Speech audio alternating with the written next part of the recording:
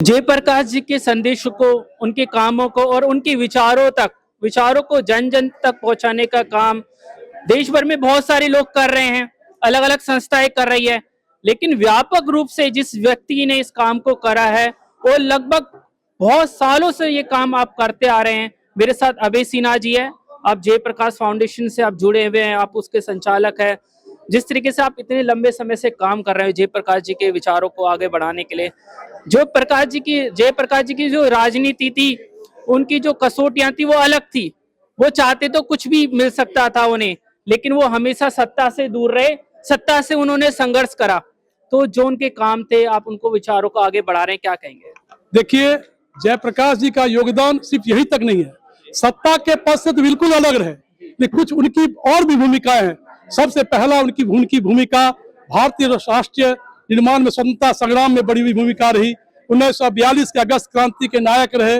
उन अगस्त क्रांति के माध्यम से जब देश में महात्मा गांधी ने करो या मरो का नारा दिया था, क्विट इंडिया मूवमेंट में, तब जयप्रकाश जी ने उसका नायकत्व संभाला था और वो जयप्रकाश जी उसी में हीरो बन गए। जो उसके बारे में राष्ट्रकवि दिनकर ने कविता लिखी थी, जो सबको पता है। और मित्रों, मैं ऐसा समझता हूं, उनके बाद दूसरी आजादी के नायक लोकनायक जयप्रकाश ने संपूर्ण क्रांति का आह्वान किया, जिसमें उन्होंने सारे संपूर्ण क्रांति, उन्होंने 7 क्रांतियों की बात की, सामाजिक, आर्थिक, राजनीतिक, शैक्षणिक, सांस्कृतिक क्रांति, नैतिक क्रांति की बात की थी, जिसमें मैं समझता हूं कि संसदीय सन्निहित है, सार उसमें है। और मुझे ऐसा लगता है कि देश में आज की जो नौजवान पीढ़ी है, आज के जो समाज के लोग हैं, जागरूक लोग हैं, जयप्रकाश जी के विचार से जुड़कर काम करेंगे तो देश में एक नई क्रांति का जन्म हो सकता है, जो लोक क्रांति होगी।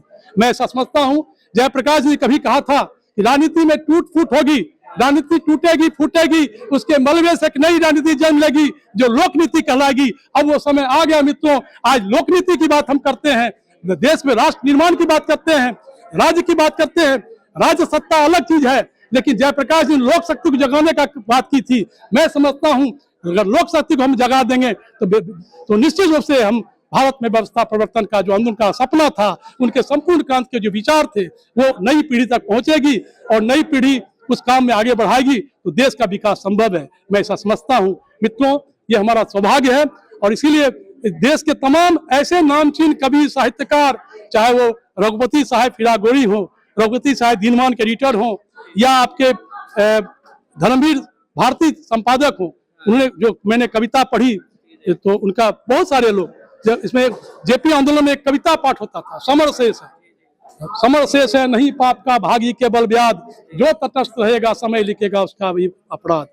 इसी रामलीला मैदान में जयप्रकाश जी ने कहा था कि सिंहासन खाली करो की जनता आती है।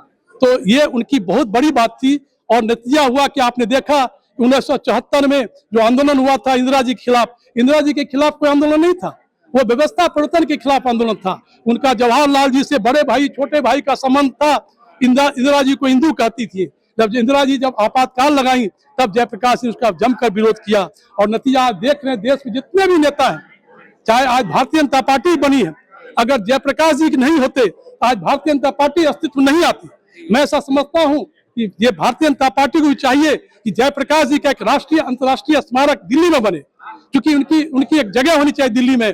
दिल्ली में हमारे पास कोई जगह नहीं है जहां से हम अपने क्रांति की आवाज अपने लोगों को आवाज तक पहुंचा सकें। मैं भारत सरकार से प्रार्थना करता हूं कि हमें कहीं एक लोकनायक जयप्रकाश विकास केंद्र को एक जगह दें, जिससे हम अपनी आवाज जनता तक पहुंचा चुके और जो सामाजिक, आर्थिक, जो सांस्कृतिक जो क्रांति है उसको आगे बढ़ाने में हम सहायक हों। धन्यवाद सर, आपने हमसे बात करी, इतने लंबे समय से आप काम कर रहे हो, जयप्रकाश जी के विचारों को ले जाकर आप काम कर रहे हो। हर साल आप बहुत सारे विद्वानों को अवार्ड देते हो जयप्रकाश जी के नाम पर। सर, आपने बात करी, अच्छा लगा।